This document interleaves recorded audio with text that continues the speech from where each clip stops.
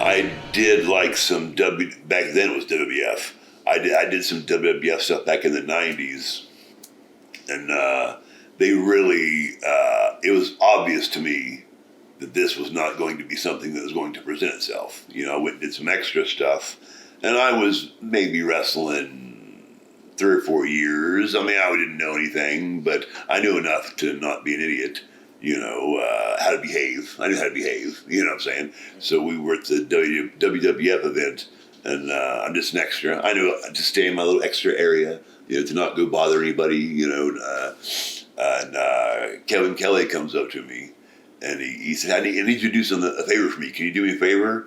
And I thought, oh, shit, whatever. It's going to be something humiliating, but whatever. I'm going to go do what I'm here for. They're paying me money. And he put a general admission ticket in my breast pocket. He said, can you go out there and sit with the rest of the crowd? And then later he told, I'm really good friends with Sean Hernandez. And me and Sean Hernandez went to this taping together as extras. And he was telling me after I left that he said, we don't really want our guys looking like that with all those scars. I wasn't all cut up back then, man. This was the fucking 90s. Yeah. I wasn't all sliced up back then.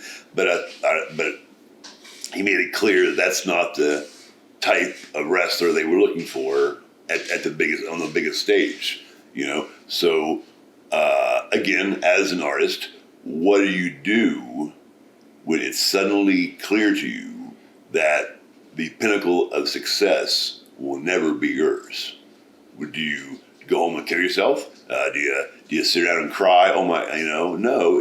I had to embrace it, and I said to him, and that was a big turning point in my career. I thought, okay, if the pinnacle of success is going to be denied me by my appearance, by having these, you know, wrestling, you know, scars and whatnot, I'll just be the most up, scarred up, bloody.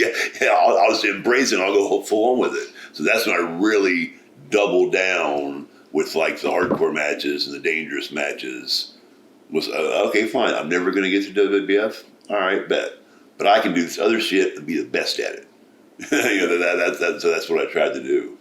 And it's really worked. I mean, it's crazy. Did WWE reach out with the intention of having you work some dark matches, and then when they saw you, they said, maybe not? Or how did that work? That was back then. When they would do the TV tapings, would be like Monday and Tuesday, and like whatever town they were in, they would have a local guy. They would, hey, send me 4 guys, send me 8 guys, whatever. And Bart was the guy for all of Texas. So anytime WWF was in Texas for TV tapings, they would call Bart, and he would send guys. So that's how that worked. And then they were, but then later on it was the NWA. Like they switched from the local guy format to the NWA. So whatever town they were, they would call that local NWA office, you know, to send guys. Mm-hmm. So that's how that happened. It wasn't like, we heard of you, we want you. No, I was just a guy. I was just a guy. I had a pulse. But I guess, so what do you do? How do you take that? Do you quit? All these injuries, all the pain. No, the pain was nothing back then. I'm saying the pain up until that point, you know, and the time away from your family. You know, you're gone. I was gone pretty much 5 days a week. You know, I was not home. You know, I wasn't there. You know, so all that's for nothing. Or do you cut your losses at that point? Do you cut your losses? Okay, I'm going to go a different direction. But that's what I did. Like, well, if they don't, if they think I'm a scarred up hardcore wrestler now, I'll show them. I'll show everybody the hardcore scarred up guy. I'll be that guy. You know. When you decided to go that direction, did you have any intention of trying WCW when they were doing the hardcore division, or ECW? I knew some people that were at ECW, like I was friends with them, but I never asked them. I never tried to. I don't try to ask my friends for a job. I'm just happy they're my friends. You know, because if you ask somebody for a job or a favor, and if they can't do it, then it creates tension. Oh, why did you stick up for me? You know, I don't do that to my friends. Yeah. I don't do that. So I never even.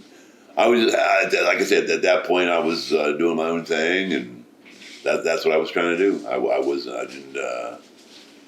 I've never asked somebody for help as far as getting booked somewhere. Mm-hmm. Like if the promoter wants you, they can find you. Yeah. If you're not getting booked somewhere, there's a reason you're not getting booked somewhere. Especially today with if you know somebody's name, you can find them. You can find them. So I never tried to. Hey, can you put in a good word for me? No, I've never done that. I've never done that. Yeah. You would have fit in great in ECW. People tell me that, and that's a great compliment. I was just never the right place, never the right time. I wrestled all those guys other places. I've had good matches with those guys other places, but it just never happened there. No.